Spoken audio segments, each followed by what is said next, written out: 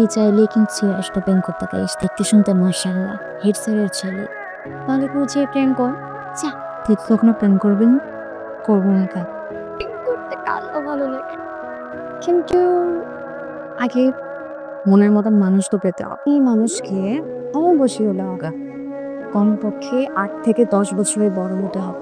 আমার মনের মানুষের মুখে থাকবে চশমা, দেখলেই মনে হবে জ্ঞানী। তো থাকবে এনে গেল কাল ভর্তি দাগে, স্বাস্থ্যবান না, আবার চিপচিপে না, ছিমছাম সুন্দর।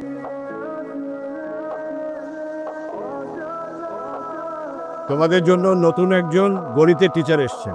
ওনার নাম হচ্ছে অয়ন, ঢাকা ইউনিভার্সিটি স্টুডেন্ট, খুবই ব্রিলিয়েন্ট স্টুডেন্ট। মাথায় এলোমেলো চুল, চেহারা দেখে মনে হচ্ছে অবশ্য আমার চেয়ে 8-10 বছরের বড়ই হবে, ঠিক যেমনটা আমি চেয়েছিলাম তেমন।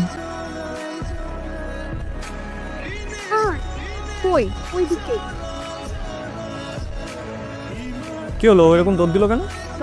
স্যার ওর পেট খারাপ। তুমি দাঁড়িয়ে আছো কেন? বাসে যাও। স্যার আমার আপনার সাথে একটু দরকার আছে। দরকার এখানে রাস্তাঘাটে কিভাবে বুঝাবো? কালকে স্কুলের পরে এসো, আমি অঙ্ক বুঝাই দিব না। না স্যার, অঙ্ক না স্যার, আমার আপনার সাথে একটু কথা আছে। ঠিক আছে, বল। স্যার আমি ঘুরিয়ে পেঁচিয়ে একদম কথা বলতে পারি না, তাই সরাসরি আপনাকে কথাগুলো বলছি।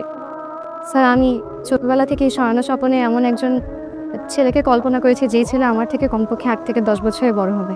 তার গাল ভর্তি থাকতে দাড়ি, লম্বায় মাঝারি, চোখে থাকবে চশমা, দেখলেই মনে হবে যে অনেক জ্ঞানী, চুলগুলো থাকবে এলোমেলো। স্যার এমন একটা ছেলের সাথে আপনার একদম হুবহু মিল, যেরকম একটা ছেলে আমি চেয়েছি, আমি খুঁজেছি। স্যার আমি আপনাকে প্রথম যেদিনকে দেখেছি সেদিনই আমি আপনাকে ভালোবেসে ফেলেছি। এখন স্যার আপনি যদি আমাকে মানা করেন তাহলে আমার সব আশা ভরসা ভেঙে একদম খান খান হয়ে যাবে স্যার।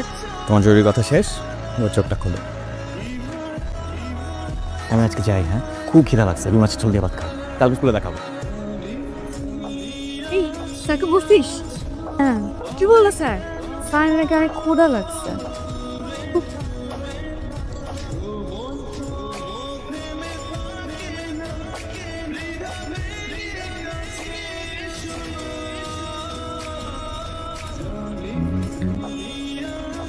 এই এদিকে আসো, এদিকে আসো, এদিকে আসো। স্যার আমি? হ্যাঁ হ্যাঁ, আপনি এদিকে আসেন।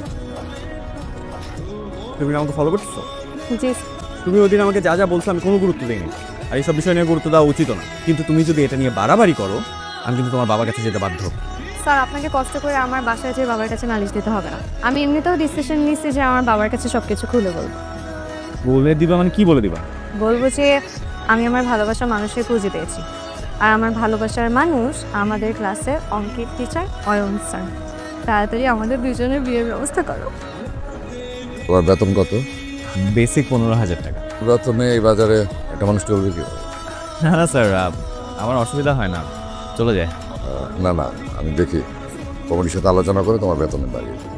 না না স্যার, তার কোনো প্রয়োজন নেই। আর তাছাড়া এটা আমার প্রথম চাকরি, ফ্যামিলি তো সেরকম কোনো কন্ট্রিবিউশন দিতে হয় না। শিক্ষকতাটাকে স্যার আমি আসলে চাকরি হিসাবে নিই না, সেবা হিসাবে নিই। তাই টাকার থেকে সম্মানটা আমার কাছে বেশি ইম্পর্টেন্ট। আমার চলে যায় স্যার। আর চলে গেলে তো হবে না, তোমার সাথে আমার মেয়ের ভবিষ্যৎ জড়িত। মানে বুঝলাম না। আমার মেয়ে এটা তোমাকে খুব পছন্দ। স্যার আমার মনে হয় আপনার কোথাও একটা ভুল হচ্ছে। তরিকে নিয়ে এরকম কোনো চিন্তাভাবনা একদমই করছি না। আর তাছাড়া বিয়ের সাথে এভাবে সম্ভব নাকি? তুমি আমার প্রভাব প্রতিপত্তি, অর্থ বিত্ত সব কিছু জেনেও তুমি বলছো সম্ভব না, বলে কি আমি সম্ভব করব? দেখুন, আমি এই গ্রামে নতুন এবং আমি এটাও জানি যে চাইলে অনেক কিছুই করতে পারো। তবে কিভাবে ভাবলেন যে আপনার টাকা পয়সা, পাওয়ার এসব দেখে আমি তোরির এইসব ছেলে মানুষের প্রস্তাব দেব? তোরই বয়স কত বলেন তো? তোরই যা করছে এগুলো আবেগের বশে করছে। ওর সামনে এত ভালো একটা ফিউচার পড়ে আছে, ওর সামনে পরীক্ষা। আপনি বাবা হিসাবে এইসব ছেলে মানুষের হয়তো প্রশ্রয় দিতে পারেন, কিন্তু একজন শিক্ষক হিসাবে আমি তা পারি না। আর এরপরেও যদি আপনি উল্টাপাল্টা কিছু করতে চান, আমার বিশ্বাস এই দেশে আইনের একটা ব্যবস্থা আছে। আর একটা কথা, আমি যদি তরিকে কখনো ভালোবাসবো ওর জাস্ট আপনার এই চেয়ার বা ব্যাংক ব্যালেন্স থেকে না। সালাম।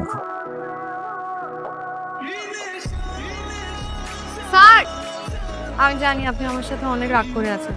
Sorry sir. ঠিক আছে, স্যার আপনাকে একটা কথা বলি। বলো। স্যার স্যার আপনি কি কারোর সাথে এঙ্গেজ? একটা কষায় থাপ্পড় মারবো তোকে। চিনে ভালোবাসা, ভালো লাগা, এনগেজ, পছন্দ এগুলো কোথেকে শিখো? হ্যাঁ, কে শিখায় তোমাদের এগুলো? সিনেমা দেখো, রোমান্টিক নাটক দেখো না? শোনো, তোমার যে বয়স, এই বয়সে তোমার একমাত্র কাজ হচ্ছে পড়াশোনা করা। পড়াশোনা করো, স্কুলের সবাইকে দেখায় দাও যে তুমি স্কুলের সবচেয়ে ভালো ছাত্র। দেখাই দিব, কিন্তু আমার একটা শর্ত আছে। কি? আমি যদি ঠিকঠাক মতন পড়াশোনা করে ভালো রেজাল্ট করতে পারি তাহলে আপনি আমার সাথে প্রেম করুন। আচ্ছা, পড়াশোনা করো, তারপর পরটা পরে দেখা যাবে। পরে দেখা গেলে তো হবে না, আপনার আমাকে এখনই প্রমিস করতে হবে। প্রমিস করেন।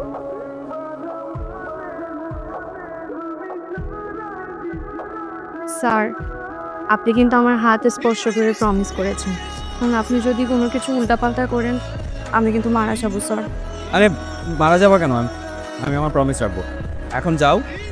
আর একটা কথা শোনো, এখন থেকে পাগলামি বন্ধ করে একমাত্র কাজ হতেছে পড়াশোনা করা, ঠিক আছে? আরেকটা কথা, রোমান্টিক নাটক দেখা একদম বন্ধ। আমার একটু পাস করে দাও না, আরে কোনো মতে একটু পাস করে দাও না, এইবারের মতন আমার একটু পাস করে দাও না। আব্বা, আপনি পাস করছেন? স্যার আমি পাস করছি। তুমি তো আমাদের সবাইকে অবাক করে দিয়েছো। জি স্যার। এত ভালো রেজাল্ট, কংগ্রাচুলেশনস। তুমি কোনো ম্যাজিক জানো নাকি? হ্যাঁ স্যার, ম্যাজিক তো একটা আছেই। স্যার অয়ন স্যার কোথায়? ওনাকে কোথাও দেখতে পাচ্ছি না। অয়ন তো চলে গেছে গত মাসে রিজাইন করে। ভালো ভালো সুযোগ রয়েছে, ওখানকার চলে লেগে।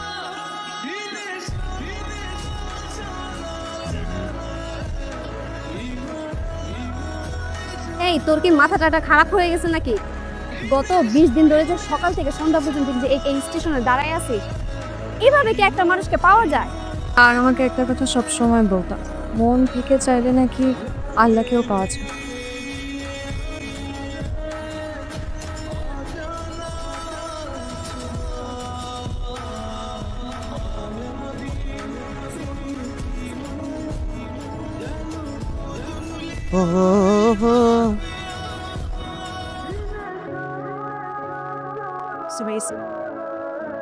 গত 4টা বছর প্রতিটা দিন, প্রতিটা মুহূর্ত একটা মানুষকে মিস করেছে, সেটা তুমি।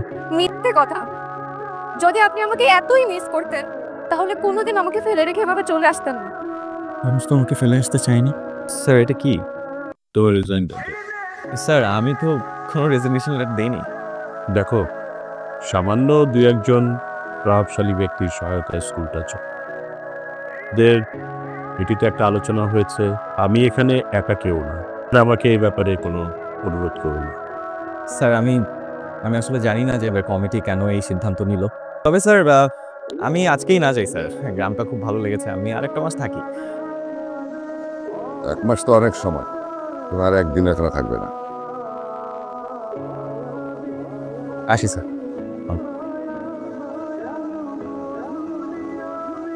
তুমি সব সময় ভেবেছো না তোমার ভালোবাসাকে কখন গুরুত্ব দেখি, আমি তো আমার অনুভূতি প্রকাশের কখনো সুযোগই পাই।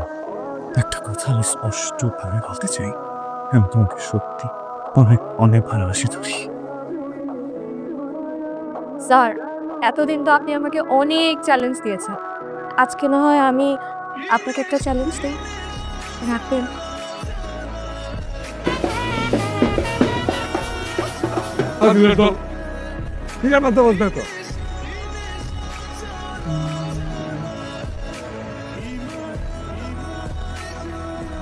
স্যার আমাকে সবসময় বলতো আমি নাকি খুব দুষ্ট, তাই আমার নাম রেখেছিল শালিক বালিকা। কিন্তু সত্যি কথা বলতে কি বাবা, তুমি আর স্যার দুজনের কেউই আমার ভালোবাসার মূল্য তো কখনো করোই নাই। উল্টো আমার ভালোবাসাকে আবেগ ছেলে মানুষই বলে উড়িয়ে দিয়েছো। কিন্তু আমি প্রমাণ করেছি বাবা, আমার ভালোবাসা কোনো ছেলে মানুষই ছিল না। এটা ছিল প্রতিজ্ঞা, ছিল অপেক্ষা, ছিল যুদ্ধ। যে আমি সেই যুদ্ধ জয় করে তোমার সামনে দাঁড়িয়ে আছি বাবা, আমাকে বরণ করবে না?